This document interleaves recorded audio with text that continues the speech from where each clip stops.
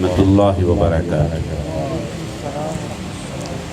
بسم اللہ الرحمن الرحیم، الحمد للہ والصلاة والسلام علی رسول اللہ، اما بعد فاعوذ باللہ السمیع العلیم من الشیطان الرجیم، الذین آتیناہم الکتاب یتلونہ حق تلاوتہ، صدق اللہ مولانا العظیم، وقال نبیہ العظیم صلی اللہ علیہ وآلہ وسلم، ان اللہ یرفع بہذا الکتاب اقواما ویدع بآخرین۔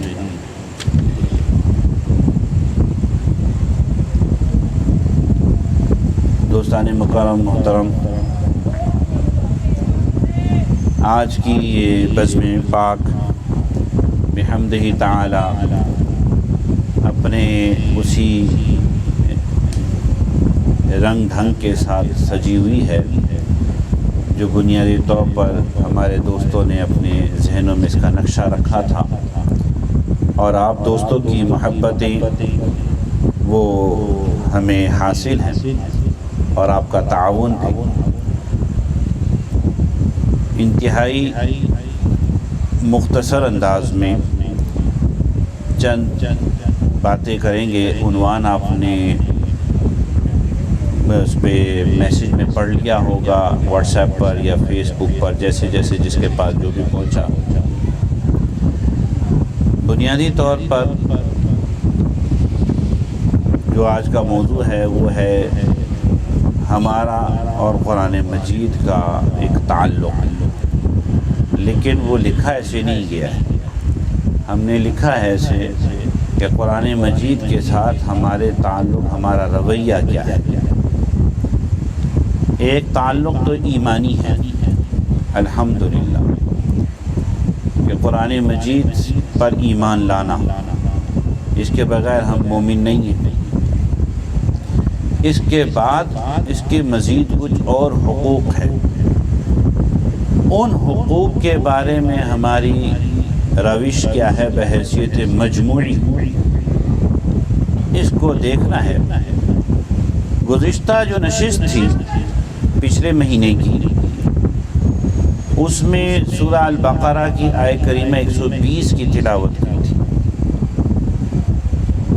وَلَن تَرْضَ عَنْكَ الْيَهُودُ وَلَا النَّصَارَىٰ حَتَّىٰ تَتَّبِعَ مِلَّتَهُمْ، یہ یہود و نصارہ کبھی بھی راضی نہیں ہوں گے جب تک کہ تم ان کے دین کو قبول نہ کرو۔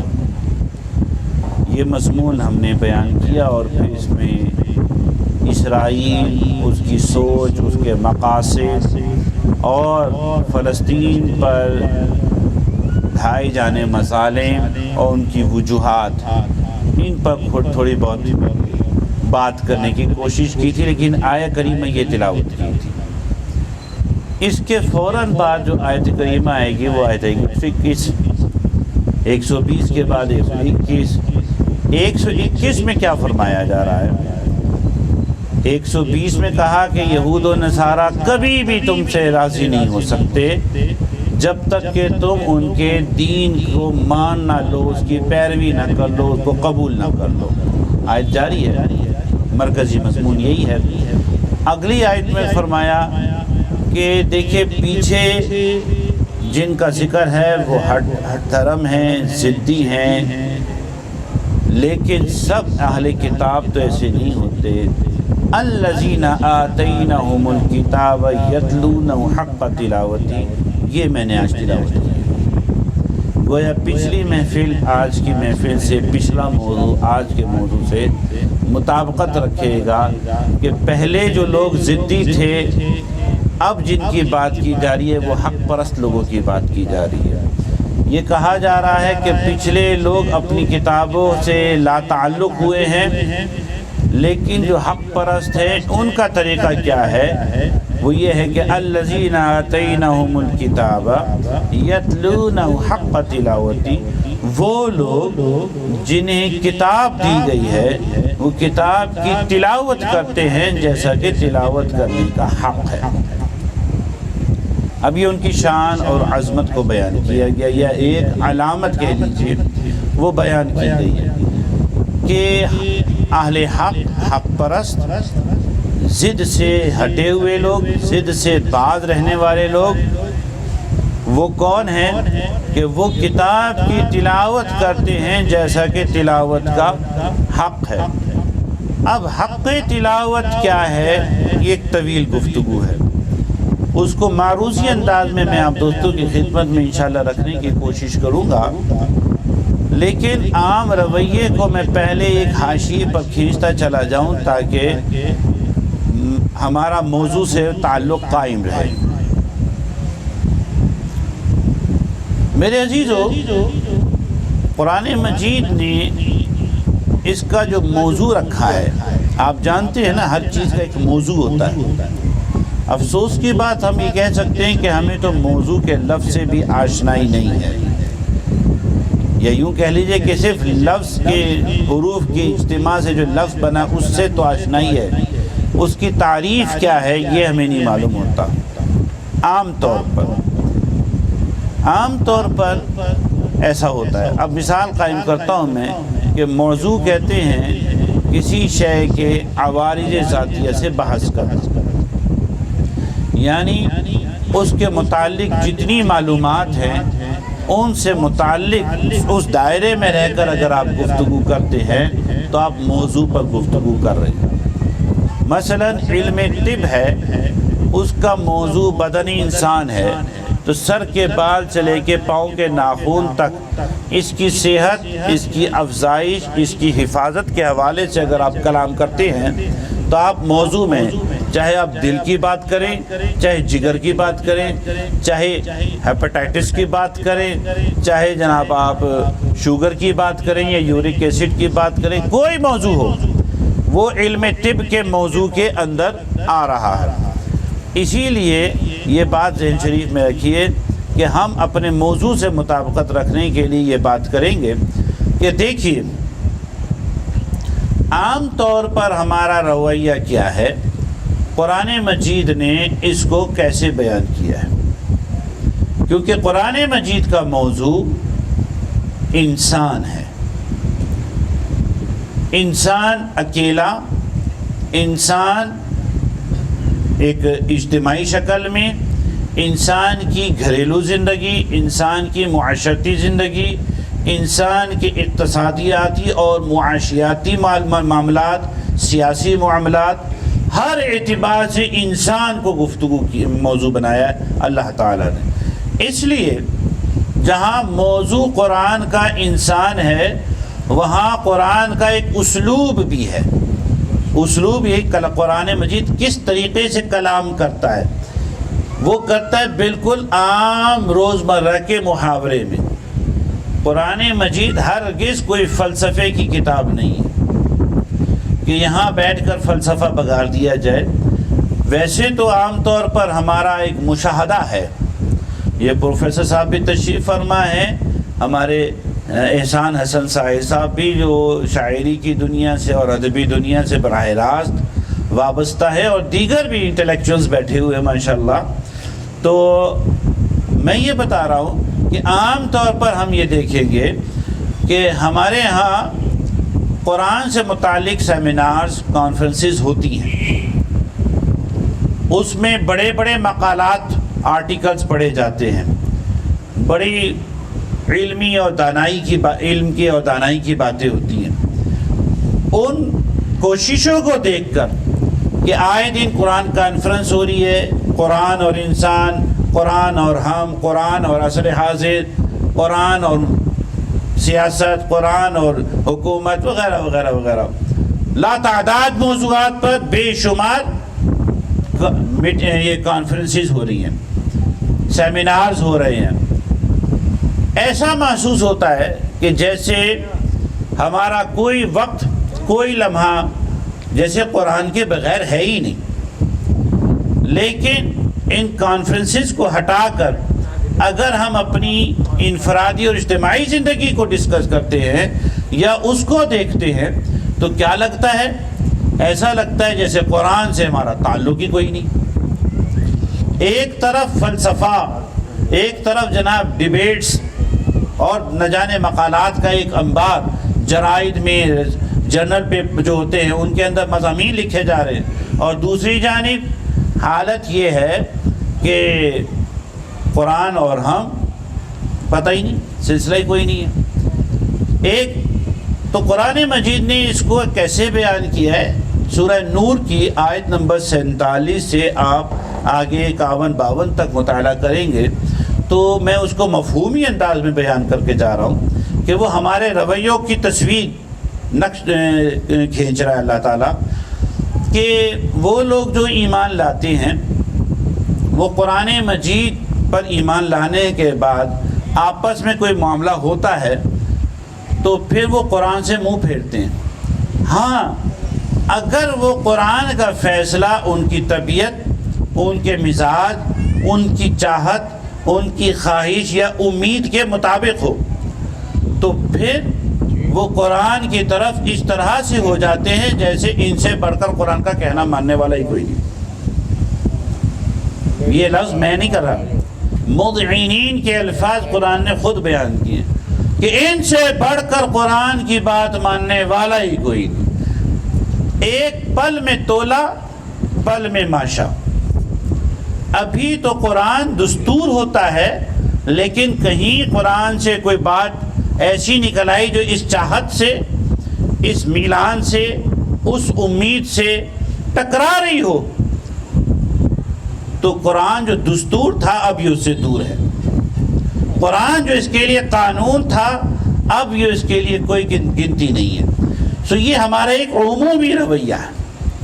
اس عمومی رویے کو عزیزان مکرم محترم حد درجہ بدلنے کی ضرورت ہے، وگرنہ مکتب میں نوجوان زندہ نظر آتا ہے، مکتب میں گرچہ جوان زندہ نظر آتا ہے۔ یہ قرآن اپنا علامہ اقبال کہہ رہے ہیں کہ مکتب میں گرچہ جوان زندہ نظر آتا ہے، مردہ ہے مانگ کے لایا ہے فرنگی سے نفس۔ جی، یعنی یہ جو چلتا پھرتا نظر آ رہا ہے نا، یہ دراصل کیا ہے، زندہ نظر آ رہا ہے لیکن اقبال کہہ رہے ہیں مردہ ہے، یہ فرنگی سے سانسیں لے کر آیا ہوا ہے۔ اور جس دور میں علامہ اقبال یہ کہہ رہے ہیں اس دور میں ہم فرنگی سے اتنے متاثر نہیں تھے جتنا اب ہمارا حال خراب ہو چکا ہے نا۔ اور یہ ہم تو آئے دن فلسطین، اپنا اسرائیل کو اور یہود و نصارہ کو سارا بلیم دیتے چلے جاتے ہیں۔ علامہ اقبال نے اس بات کو کیسے بیان کیا تھا، غیروں کی غلام، مجھ کو تو گلہ ہے کسے، غیروں کی غلامی پہ رضامند ہوا تو، کہ مجھ کو تو گلہ ہے تجھ سے یورپ سے نہیں، مجھ کو تو گلہ ہے تجھ سے یورپ سے نہیں۔ کہ بھائی یہ تو تمہاری اپنی چوائس ہے، 2 نمبری کر رہے ہو تو تم کر رہے ہو۔ ٹرمپ آ کے تو نہیں کہہ رہا کہ 10 کلو آم کی پیٹی کے اندر جناب تم 4 کلو سڑے ہوئے رکھ دو، اس نے تو نہیں کہا۔ بہرحال عزیزان مکرم محترم، قرآن مجید کے ساتھ تعلق جوڑنا ہے، قرآن مجید کی تلاوت کرنی ہے جیسے تلاوت کرنے کا حق ہے، اور قرآن مجید کے حقوق 5 ہیں۔ ائمہ نے اس میں پہلا ایمان بیان کیا ہے۔ ایمان کے بغیر تو قرآن سے ہمارا رشتہ ہی نہیں نا، پھر تو ہم مومن ہی نہیں، ایمان سے ہمارا رشتہ ہی نہیں۔ اس لیے اس کو میں شرائط میں رکھنے کے بعد حقوق کی بات کروں گا۔ حقوق 5 کون کون سے ہیں؟ پہلا، تعلیم، قرآن کو سیکھو۔ دوسرا، تفہیم، قرآن کو سمجھو۔ تیسرا، تعمیل، قرآن کے مطابق عمل کرو انفرادی طور پر۔ چوتھا، تبلیغ، جو تم جان چکے عمل کرتے ہو دوسروں تک پہنچاؤ بھی، ابلاغ۔ اور تنفیذ، 5واں تنفیذ، پھر جس کی جتنی طاقت ہے، جتنا اس کا دائرہ کار ہے، قرآن کے احکامات کو پھر نافذ بھی کرو۔ یہ قرآن کے حقوق ہیں۔ آئیے ان حقوق کے آئینے میں اپنے رویے کو دیکھیں تو سب سے پہلے تعلیم قرآن۔ قرآن کو پڑھو، صحیح طریقے سے پڑھو، قرآن کو صحیح طریقے سے پڑھو۔ اب اس صحیح طریقے کو پڑھنے کے باب میں ہمارا رویہ کیا ہے؟ ایک بڑے اجتماع میں آپ ایک پریکٹس کر کے دیکھیے، قرآن مجید کھول کے رکھیے اور ان کو 100 لوگوں کو میں سے 10 کوئی بلا لے، کہیں سنائیے، 10 میں سے شاید 8 روانی سے سنا بھی نہ سکے۔ میں اپنی تجرباتی دنیا میں رہ کے بات کر رہا ہوں، کیونکہ ظاہر ہے میرا بھی پڑھنے پڑھانے سے تعلق ہے، تو صرف ناظرہ، ہمارا ناظرہ اتنا کمزور ہے۔ ویسے تو قرآن مجید سے تعلق ہمارا دعوے کی حد تک تو بڑا مضبوط ہے، لیکن قرآن کو پڑھنے کے متعلق اللہ اکبر، یہ قاری صاحب پیچھے تشریف فرما ہیں، ٹھیک ہے جی۔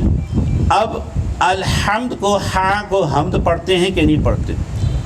وہ جو ہا ٹھنڈا ٹھنڈا سا ہے، ہا، اس کو ہا سے پڑھتے ہیں، ہا الحمد، حالانکہ حمد نہیں ہے، حمد ہے۔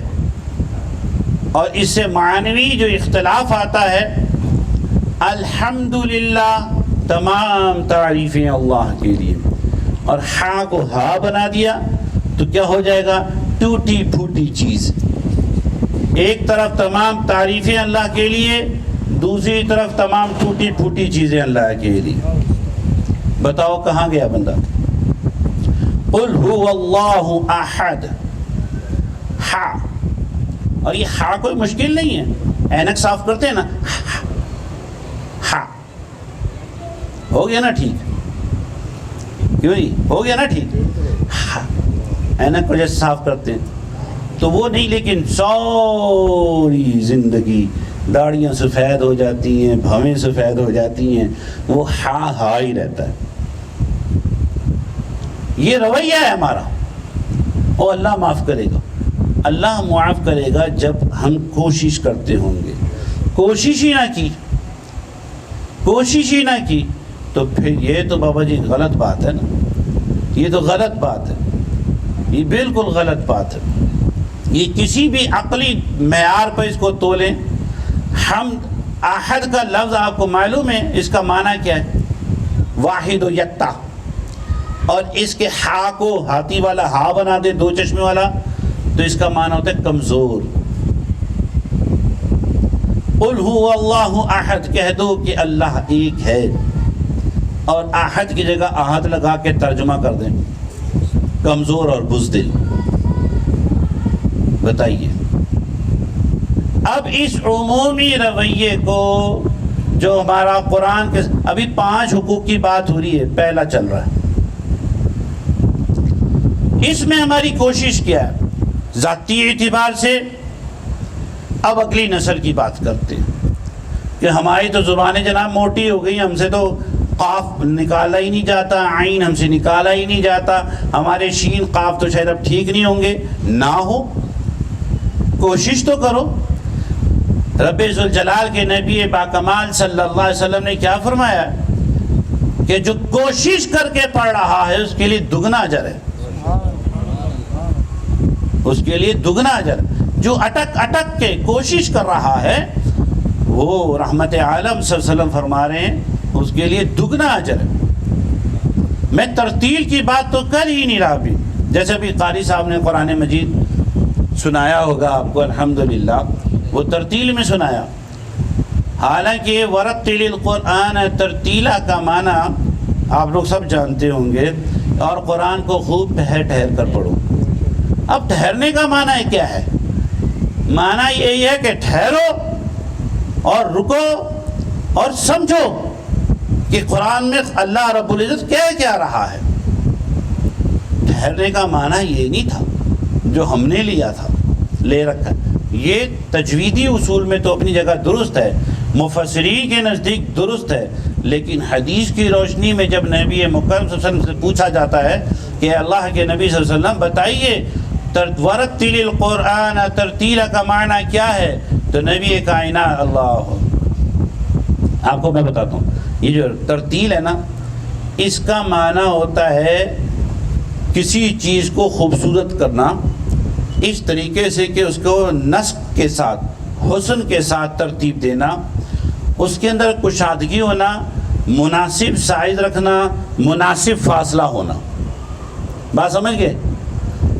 جیسے آپ یہ کرسیاں ہیں، کرسیاں ایک ہی سائز کی ہیں، ان کو مناسب 3-3 انچ کے فاصلے سے اگر آپ رکھ رہے ہیں یا 1-1 فٹ کے، تو یہ جو طریقہ ہوگا، اور ایک لائن میں رکھا سیدھا اور مناسب فاصلہ، ایک جیسا فاصلہ رکھا، تو یہ کیا کہلائے گا؟ یہ عمل ترتیل کہلائے گا.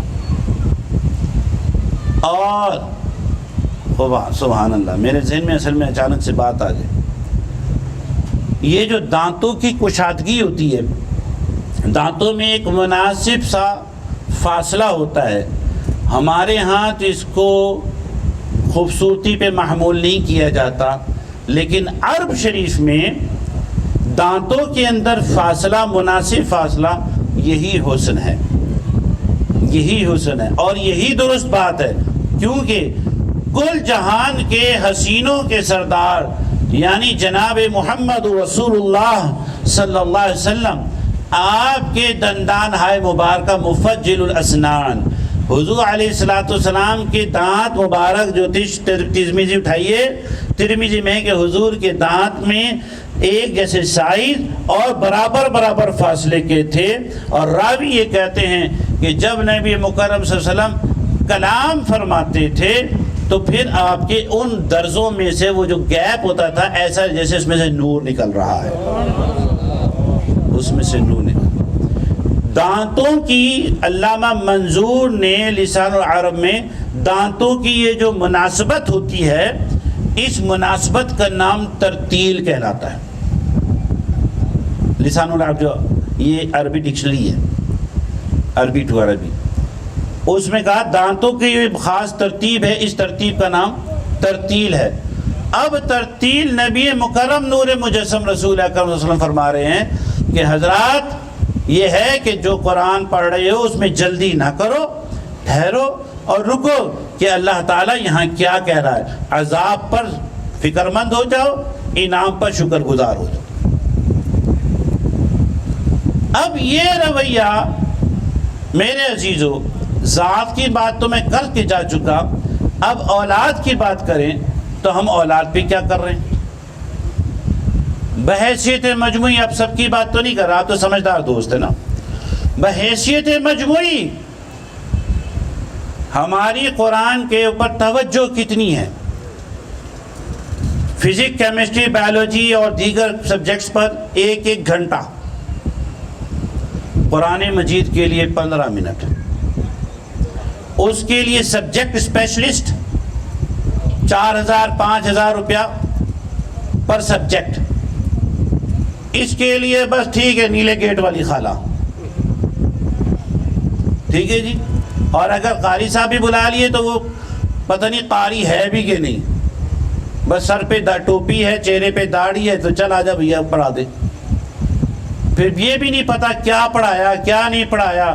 2 سال ہو گئے بچہ پڑھ رہا ہے، آتا کچھ نہیں. کیوں؟ وہ بھی کہتا ہے چلو 300 روپے تو مل رہے ہیں نا، 300 روپے تو مل رہے ہیں. یہ ہمارا رویہ، یہ رویہ کیا بدلنے کی ضرورت نہیں ہے؟ اب جب پڑھنا ہی نہیں آتا ہوگا تو سمجھیں گے کیسے؟ سمجھیں گے نہیں تو عمل کیسے؟ عمل نہیں تو تبلیغ کیسے؟ تبلیغ تنفیذ کیسے؟ یہ ساری چیزیں آپس میں چین کی طرح، کڑیوں کی طرح جڑی ہوئی ہیں آپس میں. جب تعلیم ہی نہیں ہو رہی حضرت تو تفہیم کیسے ہوگی؟ میرے عزیزو، اس رویے کو بدلنا ہے. تو کیا آج کی اس مجلس میں، حالانکہ ابھی میں گفتگو اور کرنا چاہتا ہوں، لیکن ظاہر ہے صبح جمعہ شریف بھی ہے، ورکنگ بھی ہے، اور 11 بج کر میرا خیال ہے پورا ٹائم 11 بجنے میں 1 منٹ ہے میرے پاس ویسے تو، ٹھیک ہے جی. تو بہرحال بتانا اتنا ہی ہے کہ قرآن کو سمجھ کے پڑھو، قرآن کو طریقے سے پڑھو. اقرأوا القرآن بلحون العرب زینوا القرآن باصواتکم. قرآن کو عربی لہجے میں پڑھنے کی کوشش کرو، قرآن کو اپنی آوازوں کے ساتھ خوبصورت بنانے کی کوشش کرو. یہ سب حضور کی حدیث ہیں صلی اللہ علیہ وسلم. اور اسی میں ایک اور حدیث بھی آ جاتی ہے، رب قاری القرآن والقرآن یلعنہ، بہت سے قرآن پڑھنے والے ایسے کہ قرآن الٹا ان پہ لعنت کر رہا ہے. یہ بھی حدیث ہی ہے. کیا مطلب ہے اس کا؟ ایک مطلب تو یہ کہ معنی بگاڑ دیا، تلفظ ٹھیک نہیں تھا، اس کی پروننسیشن جو ہے وہ اکڑ بکڑ بمبے وہ ہو گئی تھی. ٹھیک ہے نا جناب، جو میں پیچھے گفتگو کر کے جا چکا ہوں. دوسرا، اگر قرآن میں یہ کہا جا رہا ہے کہ لعنت اللہ علی الکاذبین، جھوٹوں پر لعنت، اور بندہ جھوٹ پر بولتا ہے تو تلاوت بھی کر رہا ہے، اپنے اوپر لعنت بھی کر رہا. بات سمجھ آ رہی ہے؟ تو یہ حضور کی حدیث کو آپ سمجھیں کہ کتنے ہی قرآن پڑھنے والے ایسے ہیں جو قرآن پڑھتے ہیں لیکن قرآن الٹا ان پہ لعنت کر رہا ہے. کیونکہ قرآن جس بات کو بار بار کہہ رہا ہے وہی بات تو تم خود کر رہے ہو، جس کی وہ مذمت کر رہا ہے اس مذمت کے زمرہ میں تم خود آ رہے ہو. میں صرف آپ کو سورہ مائدہ کی آیت نمبر 44، 45 اور 47 ترتیب سے آپ پڑھیے گا.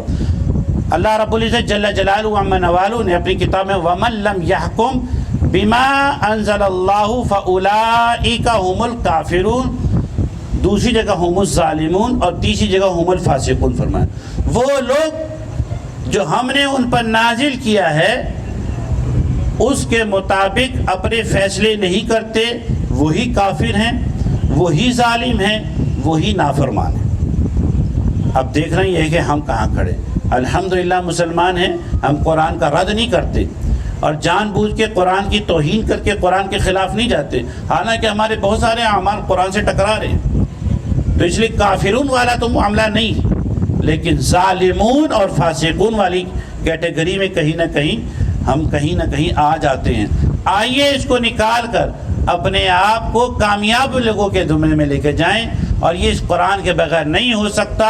حبیب خدا صلی اللہ علیہ وسلم نے ارشاد فرمایا ہے رب قاری للقرآن ان اللہ یرفع بہذا الکتاب اقواما ویدع بآخرین، کہ بہت سارے ایسے لوگ ہیں، امتی ہیں، قومیں ہیں کہ جنہوں نے قرآن کا دامن تھام لیا، اللہ نے ان کو رفعتیں اور بلندیاں عطا فرمائی، لیکن جنہوں نے قرآن کے دامن کو چھوڑ دیا وہ دھڑم سے نیچے گر گئے.